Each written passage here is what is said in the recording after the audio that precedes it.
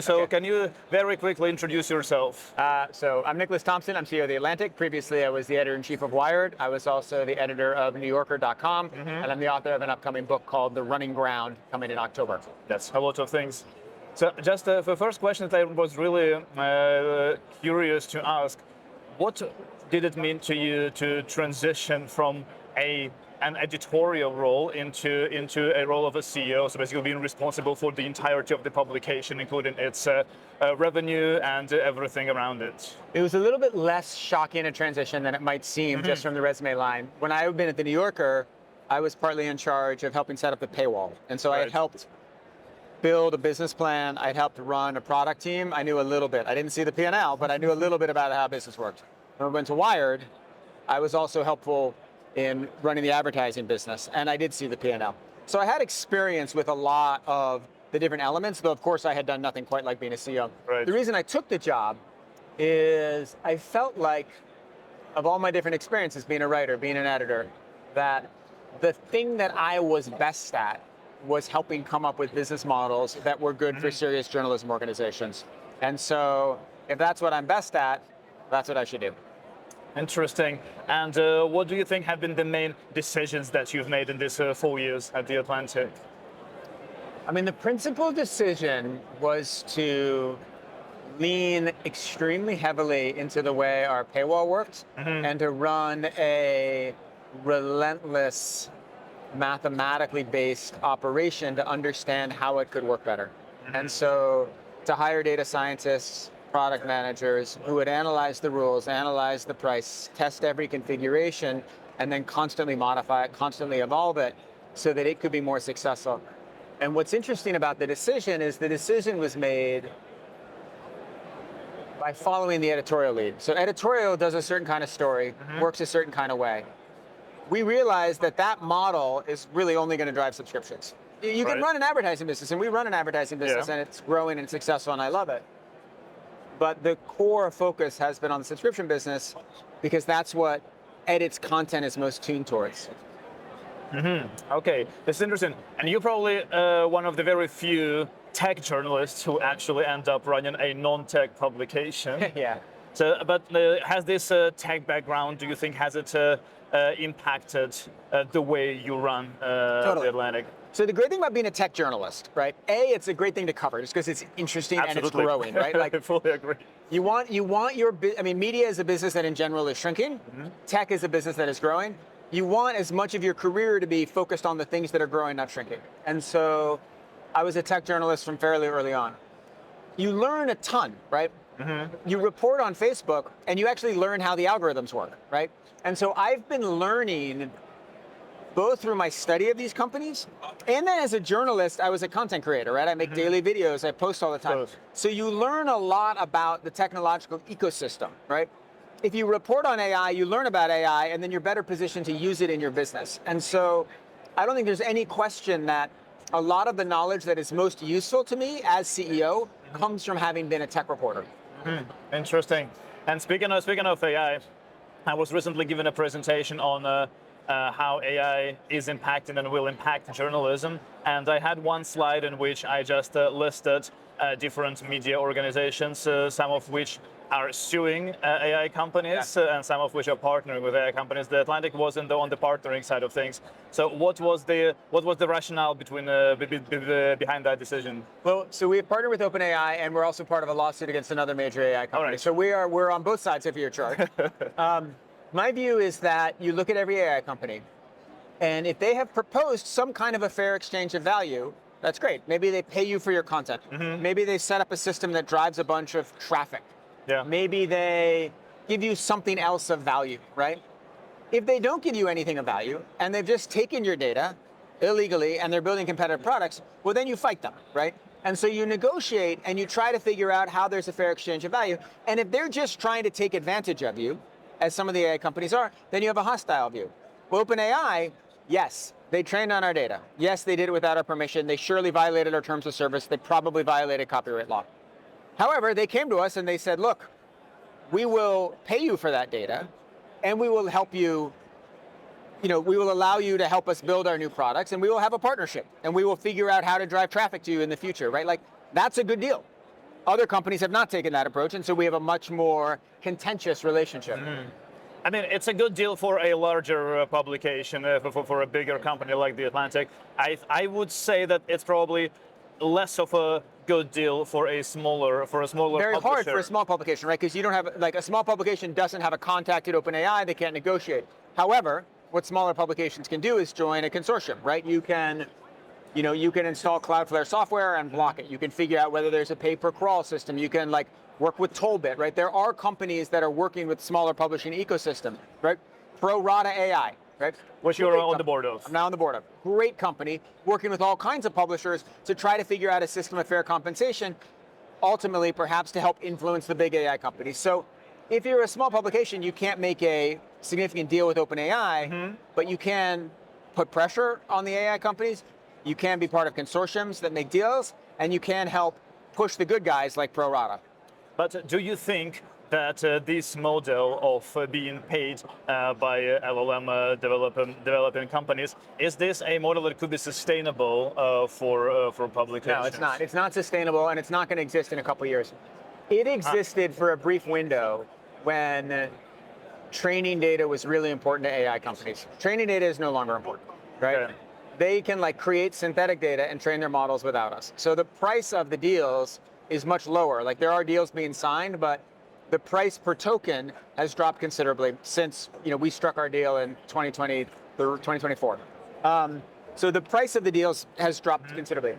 They will pay for real-time information, right? So they want current news, breaking news. They want to be able to feed that into their models. So lots of journalistic organizations will be able to license that, whether you license it to OpenAI, whether you license it to Amazon, whether you license it to Facebook, right? Like, there will be a business there. Training data will not be a business. So then in this case, can I just run something by you? So Please. I had this sort of like a train of thought recently as to what could happen if things continue the way they have been so far with this equation between LLMs, readers, and publications. So in the future, if LLMs, if chatbots, whatever, become this ultimate search engine. So basically people would not go to your like a normal Google search, but they would just go into the LLM chatbot and ask whatever they want to ask. Yeah. If this is where people go for everything, including the news, then we have this interesting imagine it as like a graph. So we have the journalist. The journalist writes a story. It's published by the publication, then it's ingested into the LLM, and then it's served to the reader when they ask for it.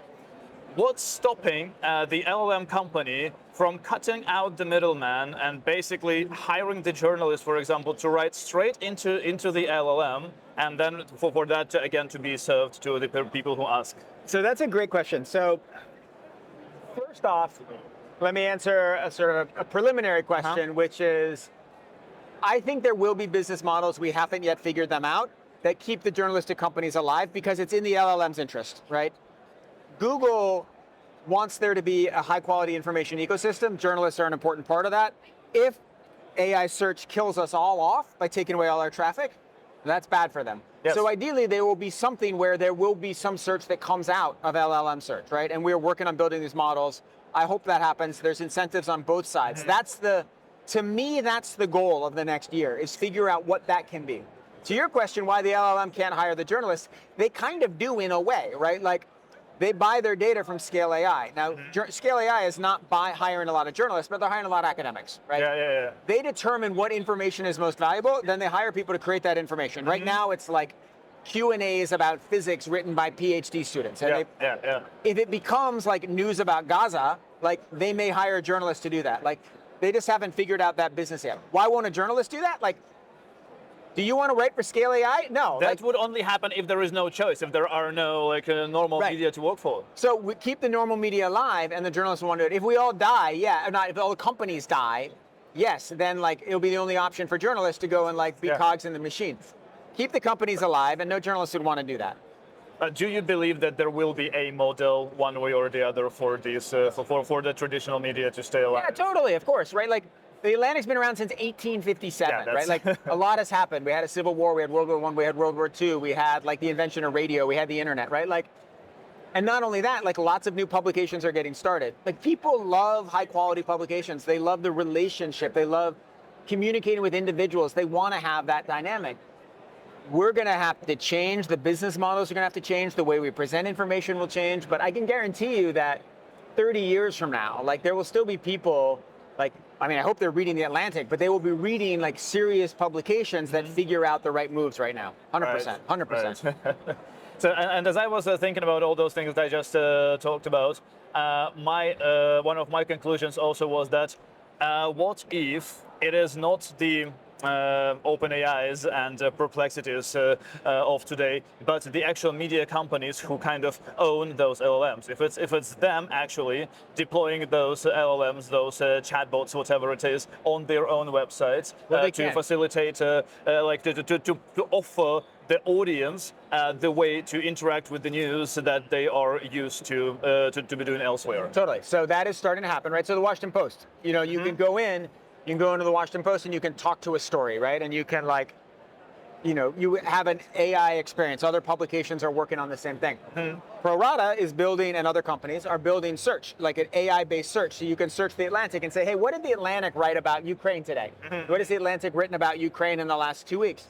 Oh, find me an Applebaum story. Okay, what does Anne think about this, right? Like, so you can imagine either the journalistic companies building it themselves or AI search company building a tool that is embedded on the journalistic platforms. Either one of those things works. Now, there are risks to it, right? Like, you don't want AI bots like hallucinate, they make stuff up, right? You have to be very careful because you have a brand. You have to be very careful because you've built this trust. People like communicating with humans. There are a lot of reasons why media organizations have been slower, but there will be many that experiment. There are some that are experimenting. It will probably work. For The Atlantic, we're like kind of conservative, right? We want to like make sure this works before, you know, we have this brand that we can't mess with. If I ran a digitally native AI-based, you know, startup, I would have like crazy AI search on my site tomorrow. If I was still at Wired, right? Like maybe I'd have a different philosophy. So there will be a time for each journalistic organization to figure out how to use tools like this. Interesting. And then, of course, your archive basically becomes the ultimate RAG, I suppose, in this case. It'd be great, right? Like you can ask The Atlantic, and like, you know, so we have an internal tool where, you know, basically built an MCP integration, and you can go and like you can, if you go into OpenAI and you say, what did The Atlantic write about this? It'll make up a bunch of stuff, right? Like it's an AI search engine. You're like, tell us all the best stories that The Atlantic written about race in America. And it's like, well, you know, it wrote this incredible story by, you know, Martin Luther King. They're like, maybe we ran, maybe we didn't run. Like you have no idea, right? If you have a real MCP integration, you can get that kind of integration. It's not an external facing tool because it's too complicated and too risky, but it's an internal tool now, and you can imagine other publications making that an external tool. No, absolutely. So I mean, this is really interesting. And just back to you and to what you were doing. So you are literally recording a video every day, posting on LinkedIn, right? I post them on Facebook, but LinkedIn's where they go. Right. Why? Why? Like, what makes you do this? Okay, a couple things. I'm curious, right? I like learning, right? And it forces learning, right? So it's a mechanism that requires me every day to think of something interesting. B, it's fun, right? And then C, it's good for The Atlantic's business, right? Because well, companies see and they're like, oh, The Atlantic is like has a view on tech, right? Like people like CMOs are on LinkedIn, right? The people we do our advertising deals with are on LinkedIn, and so they like, oh, they have a touch point with The Atlantic. Like, it would be better if I was on there and I was like, well, The Atlantic is the best place to advertise because we have the highest, you know, the highest quality audience, and right. And if you look at, you know, whatever, you look at affluence and you look at influence, we're in the upper right quadrant. But having me out there being like, well, there's this cool AI paper. The other reason is that like, I got into this because I think it's important for the world to understand these issues as much as possible. And so if I can do a tiny bit to like help make sense of weird AI papers, maybe it's a little bit valuable. Yeah, I mean, with 1.6 million, I think you're doing a million followers. I think it's fun, right? Definitely making a dent in that. It's a tiny dent, but it's like that's all you can do. Right. Now, Nicholas, thank you so much. Thanks a lot for joining. Thanks a lot for taking the time. And good luck with everything. And I'm really looking forward to seeing more news on what you guys are doing.